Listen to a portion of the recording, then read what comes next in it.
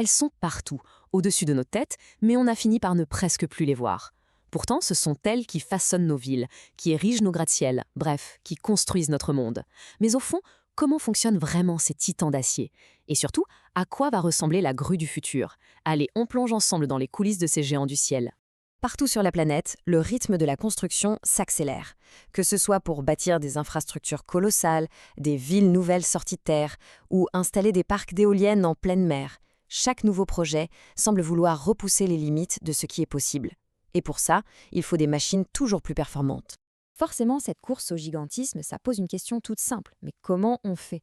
Comment on arrive à monter des structures pareilles?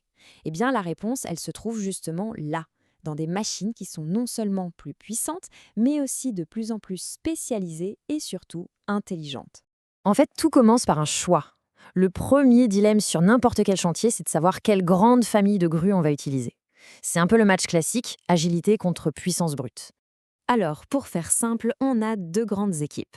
D'un côté, les grues mobiles. Comme leur nom l'indique, elles bougent, elles sont sur des roues ou des chenilles et peuvent aller d'un site à l'autre. Leur point fort, c'est la flexibilité, la rapidité d'intervention.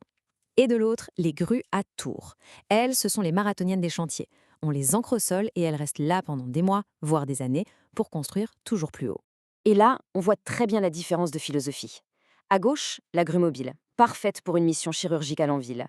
À droite, les grues à tours, qui deviennent le cœur du réacteur, la colonne vertébrale d'un projet de très longue haleine. Mais attention, cette grande division, ce n'est que le début. En réalité, le monde des grues est bien plus varié.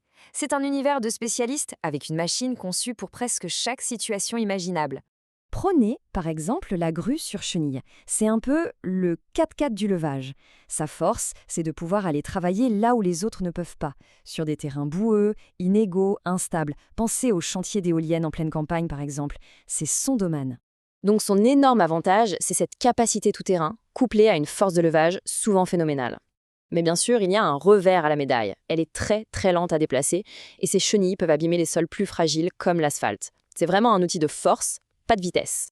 Et justement, en parlant de vitesse, on passe à sa quasi-opposée, la GMA, la grue à montage automatisé.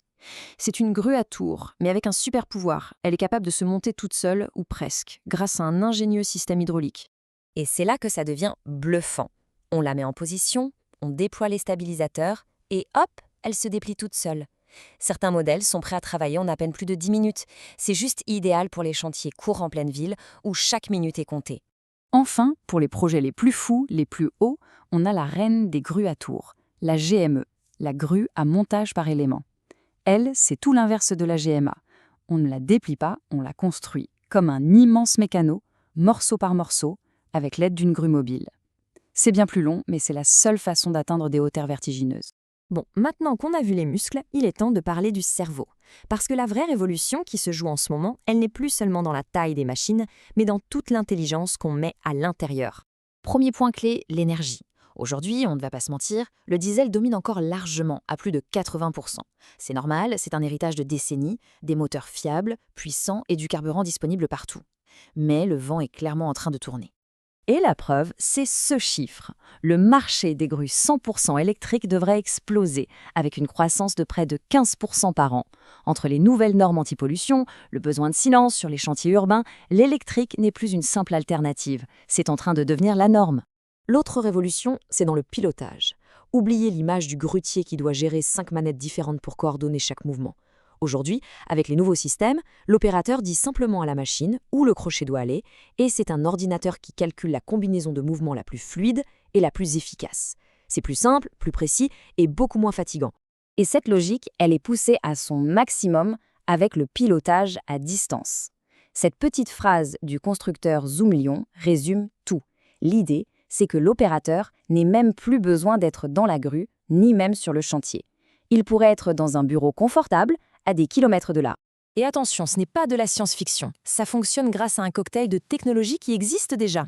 La 5G pour une transmission vidéo 360 degrés sans aucune latence. Des capteurs intelligents pour un suivi au millimètre de la charge. Une surveillance en temps réel de tous les paramètres de la grue. Et par-dessus tout ça, une intelligence artificielle qui analyse en permanence l'environnement pour éviter les collisions.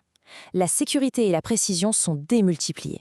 Forcément, quand on change la machine à ce point, de son moteur à sa façon d'être commandée, on change aussi radicalement le métier de celui ou celle qui est aux manettes. Alors, c'est la question que tout le monde se pose. Avec toute cette automatisation, cette intelligence, est-ce que le métier de grutier est condamné à disparaître? La réponse est non. Clairement non. Le métier ne disparaît pas. Il évolue, il se transforme en profondeur. Le grutier de demain ne sera plus forcément perché à 50 mètres de haut. Ce sera un pilote de haute technologie, un superviseur qui, depuis un centre de contrôle, pourra peut-être gérer plusieurs machines en même temps. Ça demandera de nouvelles compétences, c'est sûr, plus tournées vers le numérique. Mais une chose est certaine, même la plus intelligente des grues aura toujours besoin de son pilote.